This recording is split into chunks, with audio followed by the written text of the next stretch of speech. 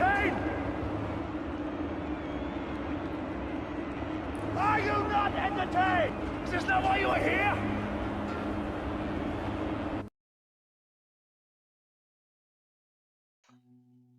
Hi guys, I'm Grabby here, and this is my Raid Shadow Legends diary. Ooh, just kicked it. All right, so in any case, first I want to say thank you to two of you, and I should say thank you to a great many of you because the whole goal of this section of my channel, the Raid Shadow Legends, is I'm mid-game. I don't know anything. I don't know a whole lot. So basically, I've put out there all the mistakes and everything I'm making along the way of learning how to do Raid, and a lot of you guys reply and actually just give me really great advice. So, what I'm going to do is the main point of contention that I've had from a lot of people is Ursula, which is why I've made so many videos like trying to fix her. There have been so many things that have been going wrong, basically, that I did with her. So, in any case, first of all, Great King had a awesome bit of advice, and it was when I was going through the masteries, I decided to go down the defense and support tree as opposed to the offense tree. Now, he put in the life drinker, which, let me see, this debuff here heals by 5% of damage inflicted when attacking with 50% or less HP. Okay. Coupled with, what's the next one? Where are you at? Where are you at? Where are you at? Where are you at? War Master. Right here has a 60% chance of inflicting bonus damage when attacking, et cetera, et cetera. I'm not gonna go into how deep into that very deeply.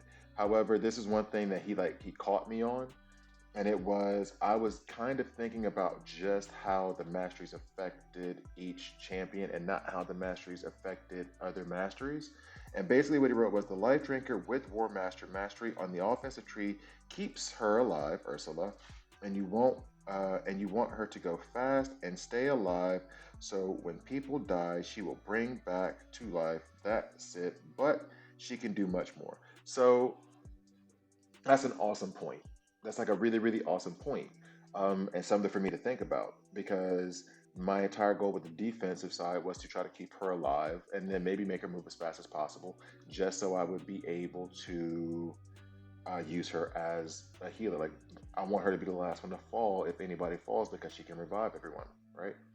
Now the next comment. So Great King, thank you for the tip. That's awesome. It's great to keep in mind, and it gave me this kind of inspect, like this perspective of think about how they affect, how the masteries affect each other too, not just how they affect buffs and all that stuff. So that giving me something else to consider about Ursula.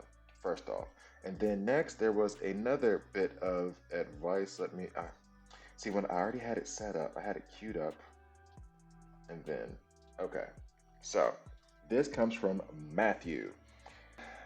Basically, back to it. So basically, Matthew wrote, luckily, it isn't the end of the world on these masters you trust. Thanks. I appreciate the encouragement because I've gotten a lot of people telling me how stupid I am. For the defensive tree, I would have picked Tough Skin. Uh, this is the one I did think about picking Tough Skin, and then he wanted me to go down the other side of it, which would be basically Blast Proof. Wait, whoa. Blast Proof decreases damage received from AoE attacks by 5%. Then Resurgent Delay. So then what's Resurgent? Yeah, has a 50% chance to remove one random debuff from this champion when they lose 25% of their max HP or more from a single enemy skill. Okay, Delay Death. I'm guessing that's the timer. Reduces the damage this champion receives from a specific enemy by 0.75% with each hit. Damage reduction stacks up to 6%. And then Cycle of Revenge has a 50% chance of increasing the turn meter by 15% when an ally is attacked with a critical hit. Will also increase the turn meter once if an ally receives multiple critical hits from a single skill. Okay. Two of the defense ones you picked were Bloodthirsty and Retribution. And they are based on attack, and it isn't her role, so that's not the best one for it. That which is fair. I kept saying that that's not her role is to attack, and so I made her a weak attacker. But then I picked two things, Bloodthirst and Retribution, that would basically do things based on her attack. So he brings up a very valid point there. Hits weak, chances of killing target is low. 100% right. He's 100% correct on that. So he likes the support tree until Lure of Steel, which is this one here, where you get the bonus on the actual artifacts that are on. Because I was trying to go towards speed, and now he brings up a point that I bring up on my other game, DC Legends. Typically, I don't want anybody on my team to fall, so getting abilities that are beneficial when allies fall, like I'm trying to keep everybody alive, so maybe I shouldn't. However, she doesn't have like a heal or a cleanse. She just revives, and so if everyone dies, then I do want to speed her up. That is like kind of like the debate. But he says, "Hear me out," because I'm actually after all of reading all this, he's like, "Hear me out." So hear me out on this. I would pick Cycle of Magic and Evil Eye. This will allow you to jump down to the both Lasting Gifts and Master Hexer. Both do the same thing, but one for buffs and the other for debuffs, which that is what I wanted to do. Wait. Now, the thing is that because she only had that one debuff, but she can debuff. Um, I think those are better than Spirit Haste. The speed seems nice, but you only get the benefit if your other champions are dead. So take this increased chance that your buffs and debuffs get extended a full turn, which is awesome when it procs. Last pick is up to you. Timely intervention is good. And then Eagle Eye. And he says keep grinding. Thanks, Matthew. Really appreciate the advice. So here is my debate. My one debate with him on this spirit haste. I get more speed if allies die. Her job on the team is to revive, right? So if I'm trying to keep her to revive, then I want her to speed up if everybody dies. She doesn't have heals in the traditional way. So I could see it more if she was a healer, like with Raglan or something. That Spirit Haste may not be the best. Raglan revives too, but you see my point. If you're just looking at a straight up healer, speed isn't really going to help if that healer can't revive because you don't want anybody to die. You want them to keep just healing, and you don't have the reviver to help you out there. However, Spirit Haste has me thinking like, yo, if a whole bunch of my team dies, I want her to speed up so she can revive them. That is the debate I have now. But he brings up valid points about the debuffs. So this is what I'm going to be mulling over in my head for a bit.